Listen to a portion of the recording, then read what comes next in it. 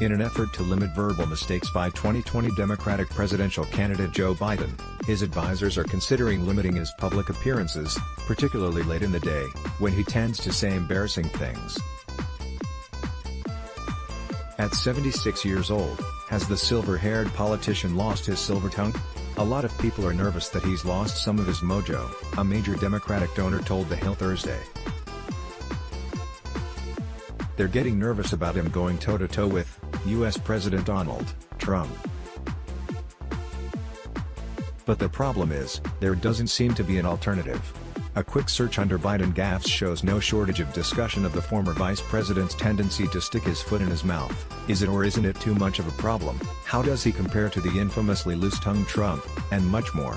A Thursday report by The Hill detailed how Biden's campaign advisors were trying to cut down on Biden's evening campaign appearances. Biden has a tendency to make the blunders late in the day, his allies say, particularly after a long swing on the road, like he had last week in Iowa, The Hill's Amy Parnes wrote.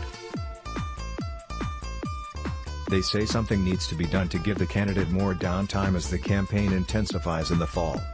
He needs to be a strong force on the campaign trail, but he also has to pace himself, one unnamed Biden supporter told the publication. However, David Axelrod, a political consultant who was a senior strategist and advisor to Barack Obama during his successful 2008 and 2012 bids for U.S. president, disapproved of the strategy, calling it bad advice in a Thursday tweet. "This is bad advice. You can't cloister the candidate and win.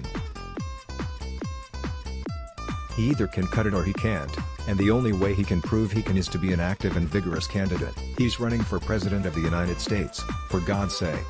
https://t.co/xmf David Axelrod, at David Axelrod, August 15, 2019. You can cloister the candidate and win, Axelrod wrote.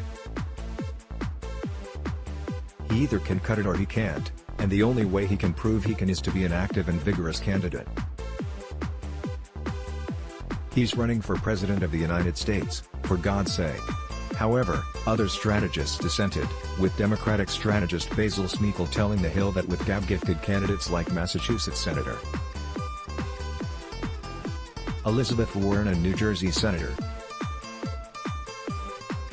Cory Booker on the rise, the gaffes give credence to voters on the fence about him even as Trump has normalized worse language in public discourse. Nate Silver at number-crunching outlet 538 reported Thursday that, despite a week of high-profile gaffes, Biden wasn't polling any lower across a wide variety of popularity measurements. In fact, voters seem more concerned with Biden's septuagenarian status than his speaking slip-ups. An NBC News/Wall Street Journal poll in February that Silver noted was representative of the trend found that 62% of voters had reservations about voting for someone over the age of 75, regardless of political affiliation. Joe Biden has spoken his mind his entire life, which voters know and love about him, Biden's deputy campaign manager, Kate Bedingfield, told The Hill.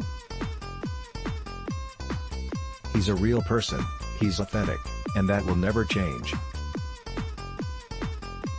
He's going to keep taking on Trump and making the case to voters about the stakes we face in this election, regardless of how the press chooses to cover him. Last week, Biden made a series of verbal blunders, including telling an audience of Asian and Hispanic voters that poor kids are just as bright and just as talented as white kids.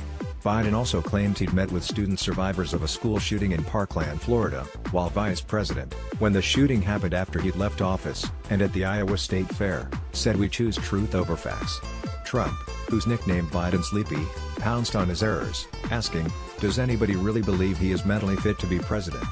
Joe Biden just said, "We believe in facts, not truth. Does anybody really believe he is mentally fit to be president? We are playing in a very big and complicated world." Joe doesn't have a clue, Donald J. Trump, at Real Donald Trump, August 10, 2019. The media has attacked Biden's error-prone nature as well, with CNN's Brianna Keilar asking senior Biden campaign advisor Simone Sanders on Monday, "Do you think voters care about this? And why should they overlook these gaffes?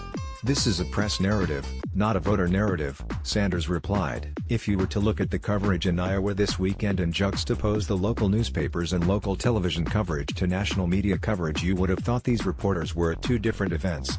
If you put a camera in somebody's face and a microphone on them and you follow them around 100 days, any one of us, I'm pretty sure we would be caught with a slip of the tongue. We would be caught making a mistake, she told CNN. The difference is Vice President Biden every single time has immediately corrected himself. Let's block ads,